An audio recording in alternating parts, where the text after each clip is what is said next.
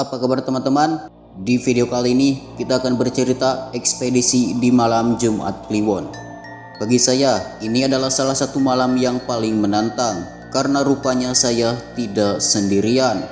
Untuk mempersingkat sajian kita kali ini, tidak ada salahnya saya ingetin kembali untuk melihat ke sekeliling. Mungkin ada satu di antara kalian yang beruntung, di mana mereka ikut menemani sajian kita kali ini. Seperti yang saya bilang, kejadian ini terjadi 2 tahun lalu.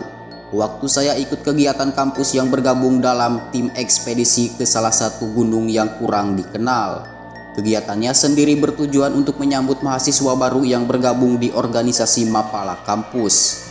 Singkatnya, saya adalah salah satu orang yang ikut. Well, siapa yang gak suka dengan gunung dan alamnya? Jadi saya udah senang aja bisa ikut kegiatan ini. Namun, rasa senang saya harus saya pikir ulang ketika jadwal keberangkatan rombongan adalah malam Jumat Kliwon. Saya sempat protes, kenapa harus Jumat Kliwon? Dan dengan enteng mereka cuma bilang, "Lu kan sering naik gunung, mau naik hari apa juga sama aja liatnya pohon doang." Salah satu dari pengurus memang kenal saya dan sepak terjang saya naik gunung. Tapi saya pikir ini bukan ide yang baik. Tapi sudahlah. Akhirnya saya nurut apa kata mereka sebagai pengawas dalam perjalanan ini. Gunung yang saya maksud tidak bisa saya sebutin, tapi saya bisa kasih gambaran sama kalian tentang gunung ini. Ini adalah gunung yang sebenarnya cukup dikenal di Jawa Timur, namun kurang begitu populer untuk digunakan sebagai jalur pendakian. Karena gunung ini lebih sering digunakan untuk camping atau sekedar jurit malam untuk sekolah dan kampus. Jalurnya yang mudah ditempuh dengan mobil, sekaligus jalur yang paling penting menghubungkan kota saya dengan salah satu kota wisata di Jawa Timur. Lanjut, kami berangkat bersama rombongan jam 2 sore. Kendaraan yang kami gunakan adalah bis yang sudah disewa karena cukup banyak yang ikut. Di tengah perjalanan, para pengawas menjelaskan apa saja kegiatan kita di sana nanti. Karena tujuannya sendiri hanya pengenalan pada anak-anak baru yang baru saja gabung ke Mapala. Saya tidak begitu antusias dengarnya, namun semua berubah ketika mereka bilang, "Nanti kita ada game di sana." Di tengah perjalanan, saya bisa lihat banyak anak-anak dari fakultas yang berbeda-beda. Sialnya, yang dari fakultas desain. Cuma saya sama teman satunya lagi. Itu pun dia adalah salah satu pengawas yang akan bertugas. Akhirnya, saya cuma diam duduk di kursi paling belakang. Jam 5. Kami sampai di tanah lapang yang ditulis sebagai base camp dengan logo Mapala kami. Di sana cuma ada rumah gazebo yang gak terlalu besar. Rupanya ini bukanlah tujuan kita malam ini, karena tujuan kita akan masuk jauh ke hutan. Saya akhirnya cuma cengok sembari geleng-geleng kepala. Maksud saya ini jam 5 sore. Dan sebentar lagi hari mulai petang dan mereka nyuruh kita masuk hutan. Gak masuk akal sama sekali. Tapi akhirnya kami semua setuju. Saya bisa lihat gak ada yang keberatan sama sekali. Mungkin ini adalah pengalaman pertama mereka di gunung. Dan mereka tidak tahu aja apa yang tinggal di tempat seperti ini. Akhirnya pembagian kelompok pun dimulai. Dengan masing-masing anggota per kelompok diisi oleh 4 orang. Saya dapat kelompok dengan 2 cewek dari Fakultas Ekonomi dan Fakultas Teknik. Sebut aja namanya Endira, Umil, dan Bekti. Saya gak keberatan sama sekali. Siapapun kelompoknya toh ini cuma kegiatan Mapala biasa yang pasti cuma jalan-jalan nikmatin malam. Tapi rupanya Endira lebih sering curi pandang ke arah saya, sampai dia akhirnya bilang waktu kita cuma berdua. Masnya bisa lihat ya? Masnya bisa lihat ya? Saya yang dengar itu cuma merespon dengan bingung. Lihat apa ya mbak? Tapi dia gak ngelanjutin, lalu pergi begitu saja. Tepat setelah sholat Isya, kami bersiap masuk ke hutan dengan jalur yang sudah ditandai. Di sini semua dimulai. Kelompok saya jadi kelompok ketiga yang berangkat, di mana masih ada 2 kelompok lain di belakang. Sepanjang perjalanan Sepanjang perjalanan, saya cuma bisa lihat pohon pinus dan semak belukar. Berbekal senter, saya jalan paling belakang. Di depan ada Bekti yang buka jalan plus lihat tanda. Ketika kami semakin menanjak, saya bisa lihat beberapa kali Indira ngelirik saya, seolah ada yang mau dibicarain. Saya pun jadi tidak nyaman, dilihat seolah-olah saya bawa sesuatu. 20 menit perjalanan, saya isi dengan nafas karena saya punya masalah dengan pernapasan, terutama ketika saya ada di suhu dingin. Bekti memutuskan berhenti. Waktu melihat Umil udah gak bisa lanjut, kami pun berhenti di salah satu pohon. Di sini Indira ngedeketin saya. Lihat gak di sana ada apa? Indira nunjuk sesuatu di semak belukar. Iya, gue lihat pocong, kata gue sebel. Indira cuma nyengir, kemudian pergi lagi. Saya masih lihat tempat itu dan tiba-tiba saya jadi merinding setelah ngomong itu. Padahal niat saya cuma bercanda. Saya tidak bisa lihat apa-apa. Semenjak kejadian itu, saya ngerasa ada yang ngikutin di belakang. Leher belakang saya jadi lebih dingin. Sampailah kita di tempat kumpul, yaitu di sebuah lahan kosong seperti lapangan. Dan saya bisa lihat banyak orang yang mulai mendirikan tenda. Perjalanannya sendiri memakan waktu cukup lama, 50 menit. Anehnya, dua kelompok yang seharusnya di belakang saya sudah pada sampai duluan. Bangsat lu, kemana aja? Kolis temen gue yang sefakultas nyamperin saya sambil marah. Maksudnya, gue bingung. Saya bisa lihat banyak pengawas lihat saya gak enak. Akhirnya Kolis bawa saya menjauh. Jalan 15 menit dari base camp aja sampai hampir 1 jam. Saya udah panik sama yang lain. Lah, gue lewat jalan yang lu pada kasih tanda, kata gue membela. Ya, tapi hampir 1 jam. Lu muterin gunung apa gimana? Indira ngedeketin gue dan Kolis, kemudian dia bilang, sorry kak, gue tadi capek banget, jadi minta berhenti lama buat istirahat. Gue bisa lihat Indira bohong. Ya udahlah, diriin tenda buat kelompok. Habis ini ada game malam. Kolis pergi balik ke tenda pengawas. Sebelum gue tanya, Indira seolah tahu dan langsung jawab, mereka emang suka mas gangguin orang kayak kita. Kalimat itu bikin saya makin gak enak. Saya dan Bekti mulai mendirikan 2 tenda, sementara Umil dan Indira siapin tempat api di depan tenda. Jarak antara tenda tidak terlalu jauh, tapi masih lega. Saya masih mikirin ucapan Indira, entah kayaknya saya familiar dengan kalimatnya. Setelah semua beres, Kolis memanggil saya. Rupanya saya ditunjuk sebagai kepala kelompok. Awalnya saya nolak, tapi rupanya si Bekti yang ngajuin nama. Game malam sendiri adalah game di mana kita akan ngambilin sampah di beberapa titik. Tujuannya sendiri untuk menghargai alam dengan membersihkan sampah yang dibuang sembarangan.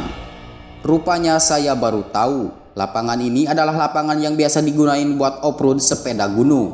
Tapi karena malam, jadi saya tidak bisa lihat jelas bila ini tempat off-road. Artinya, titik ini tidak begitu jauh dari jalan utama. Kembali saya mikir, kok bisa sampai selama itu kami jalannya?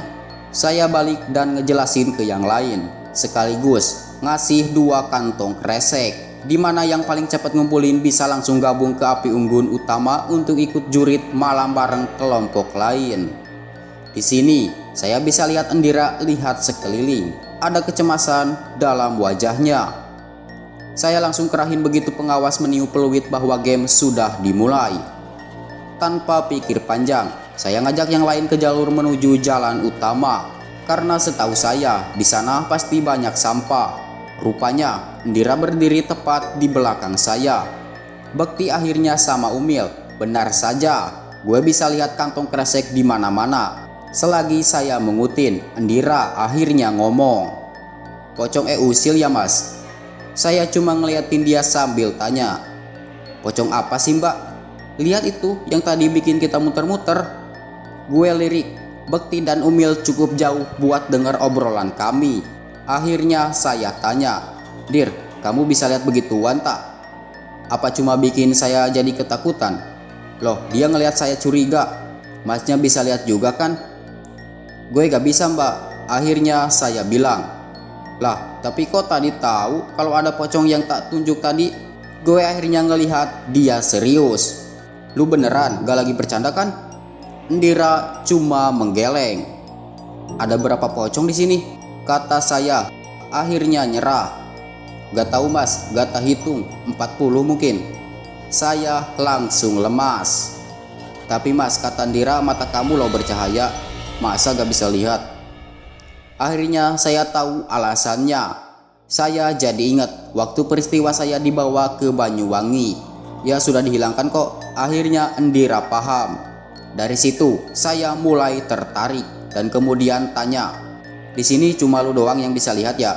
Indira cuma menggeleng. Ada 5 yang bisa mas, terhitung kamu seharusnya. Tapi sekarang jadi 3 orang mas. Saya coba tanya siapa saja, tapi si Indira gak mau ngasih tahu. Jadi kalian sama-sama bisa tahu siapa aja yang bisa lihat. Indira cuma mengangguk kemudian bilang, gak semuanya bisa tahu, tapi yang menonjol yang bisa lihat. Karena semakin penasaran, akhirnya saya tanya ke Indira ada apa aja di sini. Di sini banyak pocongnya mas, tapi ada juga mbak-mbaknya.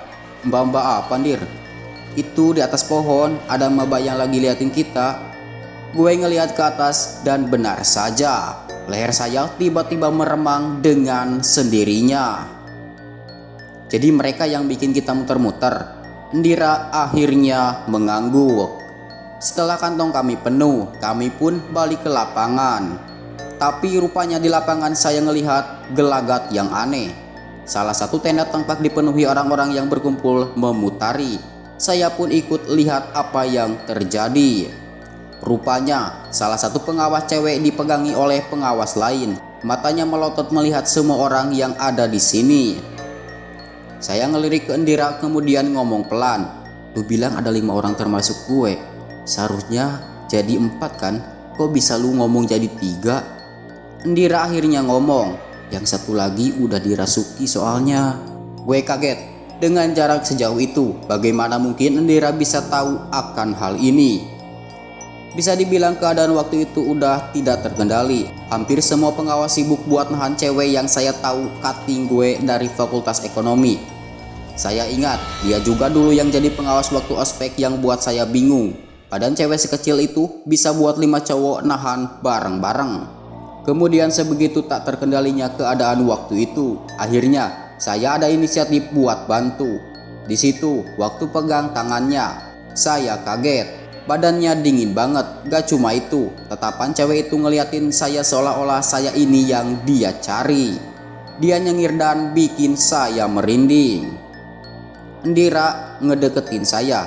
Mas, gue lupa, hari ini Jumat Kliwon bukan sih? Lah, kata gue, bukannya lu udah tahu kita kesini pas Jumat Kliwon? Wajah Indira kayak menyembunyiin sesuatu. Kemudian dia berujar, ini tempat ramai banget mas, udah kayak pasar. Gue yang denger itu langsung tahu. Di situ cewek itu mulai ketawa. Serem banget ketawanya sampai saya tak tahu harus bereaksi gimana. Sementara pengawas yang lain mulai baca-baca ayat suci sambil disiram air. Saya cuma ngebatin, lah di sini gak ada penanggung jawabnya atau gimana? Setelah ketawa dia nangis, kenceng banget suaranya. Dan terakhir dia mengeram mirip suara macan. Akhirnya setelah gantian pegangan dan gak bisa apa-apa, kami sepakat buat angkat dia. Sementara satu orang mulai cari pertolongan. Di sini Indira masih ngeliatin sekeliling, sementara anak-anak yang lain disuruh buat tetap kumpul dan jangan ada yang melamun. Saya ngedeketin Indira. Ada apa sih? Lu gak kerasa apa gimana? Kata Indira. Maksudnya? Mereka ngincar kita, kata Indira. Kita gimana maksudnya? Kata saya. Tuh tadi lihat gak sih? Mata tuh makhluk ngeliatin lu sambil nyengir. Indira akhirnya nunjuk tanah lapang di sekeliling. Di sini tuh udah kayak pasar, rame banget. Saya tidak pernah lihat sebanyak ini ngumpul jadi satu. Terus gimana? Indira ngeliatin cewek itu yang juga ngeliatin kami. Lu tahu berapa yang masuk ke tubuh tuh cewek? Kata Indira. Berapa emang? Sekitar 14-an lah. Akhirnya gue tahu apa yang terjadi. Jadi saya tanya, sekarang lu kasih tahu siapa selain saya, lu dan tuh cewek yang bisa lihat beginian. Indira tampak bingung. Saya ngikut ke anak-anak yang masih ngumpul kemudian nunjuk cowok yang duduk di sudut. Mas, yang itu, katanya nunjuk. Saya pun mendekati mas itu yang posisinya dia duduk di ujung. Hanya saja kayaknya dia diam, anteng seolah gak panik sendiri. Indira nahan saya. Dia jahat, kata Indira. Saya tak paham maksudnya, tapi begitu saya udah deket banget, dia ngelihat saya, kemudian nyinden. Saya otomatis kaget sama anak-anak yang ada di dekatnya. Gimana tidak kaget ketika melihat cowok nyinden dengan suara cewek. Saya semakin merinding total. Saya akhirnya cuma bisa ngeliatin. Pengawas yang lain tidak ada yang berani deketin nih cowok. Padahal Indira sendiri bilang cuma ada satu yang ada di dalam tubuhnya. Tapi seolah-olah kita semua tahu betapa negatif energi yang merasuki. Semakin larut akhirnya saya dengar suara motor. Ternyata pengawas yang ditugasin buat nyari bantuan datang sama warga.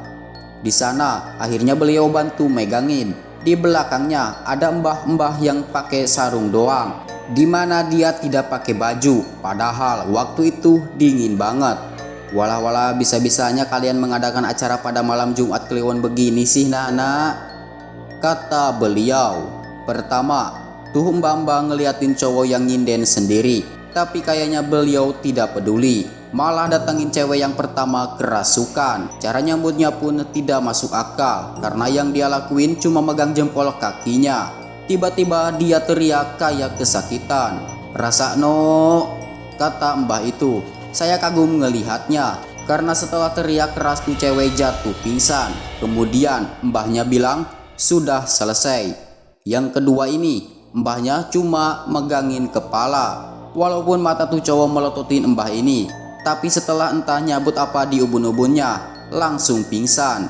Cowok itu jatuh pingsan begitu saja. Setelah itu saya bisa lihat mbah itu ngobrol sama para pengawas. Dan kemudian kami meninggalkan tempat itu, turun lebih ke bawah. Di sana ada surah kampung. Saya dan yang lain akhirnya bermalam di sana. Apa sih yang lu lihat tadi? Kata saya. Yang mana? Katanya bingung. Yang katanya jahat, jawab saya. Oh, yang itu. Saya tak tahu tiba-tiba dia datang entah dari mana, karena sebelumnya saya tidak pernah lihat dia datang dari mana. Maksudnya gimana? Saya bingung. Ya tuh makhluk datang gitu aja dan hawanya itu bikin merinding. Orang kayak lu bisa merinding juga. Kata gue baru tahu.